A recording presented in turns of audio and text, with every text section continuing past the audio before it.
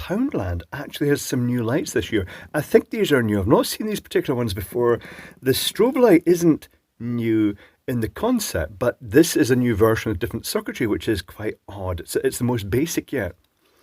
I'm also going to include this as the Halloween stuff. It's a little solar-powered antique light bulb, but it cheats. Let's start with the antique light bulb. Let's start with everything just by turning the light off. Tell you what, I'll turn the antique light bulb on. This cheats. This tries to create the effect of the zigzaggy filaments with etched plastic. Well, I think it's moulded in, but it's only moulded in on one side. It doesn't seem that great. I think it could do with improvement. Right, tell you what, I shall screw this back in here and I shall take the exposure off and turn the light off. We'll see what they look like. Okay, the pumpkin has not lit up. Uh-oh.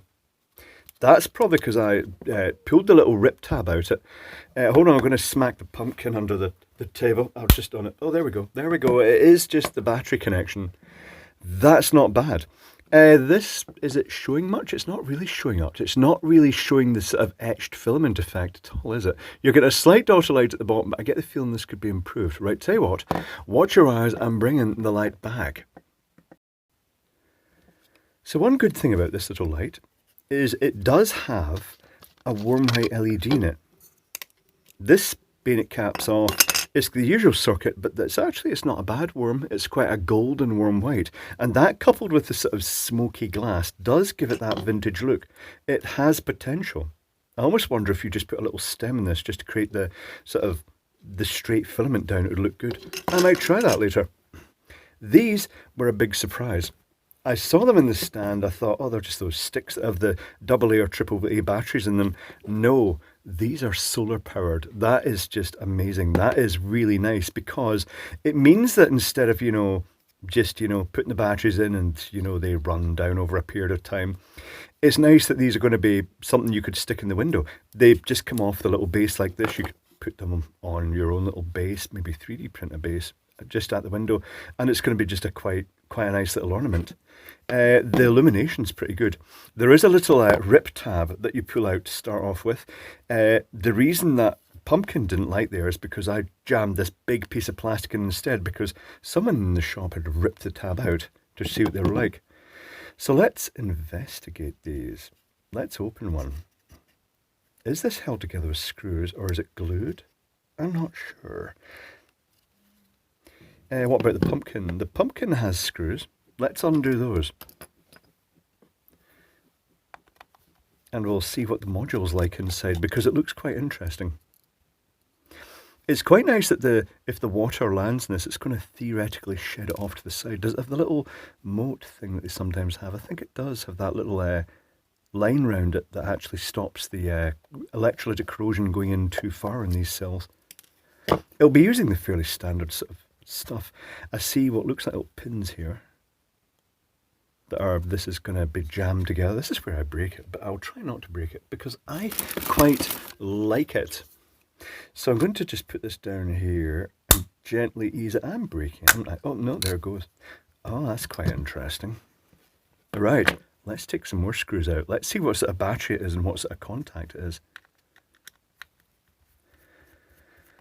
It's got the potential for changing the LED colour, though cold white in this instance is just a fairly generic colour for lighting the plastic. Oh, it's got a fairly decent little cell in it. I don't think the capacity of the cell will be big. That's where it wasn't made a connection, because I jammed a bit of plastic in there and it just obviously just bent it back enough. It wasn't quite make a connection. So what size is this? 100 milliamp power, that's okay. That's actually better than average. What's the little inductor on it? It'll be the usual little circuit board in here. I should zoom down in this, shouldn't I? I should zoom down in it, because then you'll be able to see it better. I have zoomed into the spooky thing. Yeah, it's the usual arrangement. LED, the little classic 4-pin chip that does all the sort of solar and boosting, solar charge control. And the inductor is 470 microhenry, which means it's running at quite low current, so it's going to last for a good length of time. This is good. What's the construction like in here? Let's try and prise this one open. I don't need to prise it open, but I'm going to do it anyway. This one is just popping open. Similar construction? Yes, it is. Pretty much the same sort of thing. Let's pop this out as well then. I like these. Did you notice that? I've already said that probably. But I just think it's a nice twist, particularly given it is just £1. Yeah, same arrangement. Same inductor value. Let's pop that screw out. I'll just take everything to bits here. Destroy everything. In this case, the cold white LED is the perfect colour for this skull. Yeah, I think that's 470 microhenry again. Yeah. Okay. Yeah, I like those. Did I mention that? Right, what about the strobe light? Here's the creepiest strobe light, which is kind of mixture here. It takes the 3 AA's, which is nice because I put rechargeables in, so it's not going to be as bright as it would be with fresh alkalines. Usual sort of arrangement, it's got the row of 5 LEDs in here. And I'll warn you in advance, it is about to flash. Now, initially I'll just turn it on, so it's static initially. So you've got the row of 5 LEDs there. It's not super bright, but having said that, it is just running on the 3 AA's nickel metal hydride, so it's going to be lower voltage. I'm going to switch this to flashing now, just in case you're sensitive to flashing. But it's not really what you call a strobe, is it? That is it. It's a single speed, and it's just a blink. Okay, right, tell you what. Let us take this to bits, shall we? Yes, we shall. The batteries cost considerably more than the strobe, which I think was £2.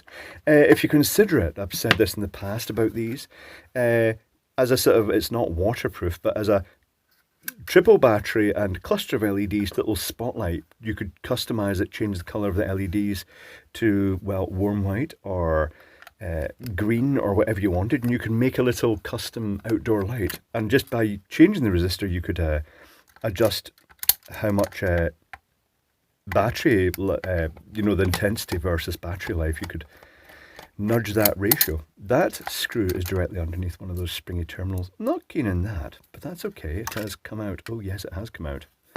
There is a circuit board. What is on the circuit board? Let's pop these screws out. I could see, do I need to take this out? I don't think there's anything on the back. There's nothing in the back of this. I shall take it off anyway because there's no harm. Reverse engineering this is not going to take that long. I shall pause and I shall doodle it out. Do I need to doodle it out? I don't know if I need to doodle it out here.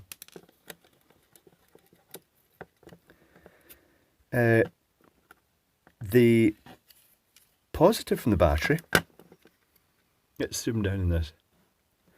The positive from the battery is the blue wire, and it's going through a resistor. It's also going to that little chip as one of the connections, but it's going through this resistor to the red, which is the connection. So that resistor is what's going to determine the current through the LEDs. It is 100. It's 100 is a multiplier. It's 10 ohms. The black wire from the battery is going to ultimately have to go to the white lead. So if you switch it one way, it goes straight to the white lead. If you switch it the other way, it goes via the chip to the white lead. So it effectively just powers the chip up by coming via that. And the chip is called, I can't read this, it's tiny text. It's very, very tiny text. It's also got flux on it. This strikes me as being just a little blinker chip you might find in those like flashing armbands and bicycle lights and stuff like that. But it's not multiple function. It's just basically when you power it up, it flashes. I still can't read it. 1N. Oh no, I still can't read it. Tell you what, I shall take a note of the number and I'll put it in the description down below. No, tell you what, I'll just pause momentarily while I look at this. And resume. So here is the little battery pack of 3 AA cells, 4.5 volts, so that's a plus 4.5 0.5 volts, that's 0 volt. The chip is a YN2824. I did have a look online. It is available from specialist suppliers in China, but it is not for the likes of us. It looks like it's a really specialist, but it claims to be a 3-watt LED flasher, which suggests that theoretically it can switch an amp. Not sure about that. But if it uses a MOSFET, that is viable. It's got a 10 ohm resistor from the positive rail, goes to the LEDs, and then you can either, the switch is a 3-position switch, middle is off. If you turn it on, it just directly shunts the LEDs to the 0 volt rail and makes them light up. If you turn it to the flash position, the current goes via this chip, powers the chip, makes it flash the output, which then flashes the LEDs. All very straightforward. And that is it. Reasonable enough. As I say, this case is very hackable. You could make your own little custom green foliage lights out of this. Anyway, that is not bad. I'm quite happy at the stuff they've got in. This has the potential to put a little stem in that, or even, I wonder what would happen if I actually added, what if I got a knife and I actually scribed some more lines into this to actually make it more visual. I don't know if this is going to work, but I suppose there's one way to find out, and that is to scribe lines into it. Oh, sorry. Loud squeaky noises as I scribe lines into it. Right, tell you what, let's see how that looks. So I shall turn this back on, and I shall cover that over. Is that going to work? Right, tell you what, I shall just give me a moment. I'm going to take the exposure off and then turn the light off. Has it worked? No, it's done absolutely nothing. So I think, to be honest, right, give me a second, I'm going to try something. I was hoping a bit of heat shrink was going to actually make a sort of illuminated effect, but it's not really doing an awful lot, is it? No, I think this needs a bit of work. I suppose you could actually get a string of the little copper wire lights and you could just stuff them down into this globe off this. It might actually work better. Or do what I've done in the past and put a little socket in here so you can actually plug other stuff in. Or improvise just a cluster of LEDs of your choice. But that is it. I would say, just watch your eyes, the light's coming back. I would say that's not bad, actually. This is promising because it's got an interesting coloured case. I do like these little solar-powered lights. They'd look cool in a window. Just if it caught the light during the day, they'd glow at night. Particularly because the way the light points forward, it actually projects the face onto a wall. Yeah, it's not bad. I'm quite happy with that stuff. That is not a bad haul for the Poundland Halloween stuff. That's pretty good.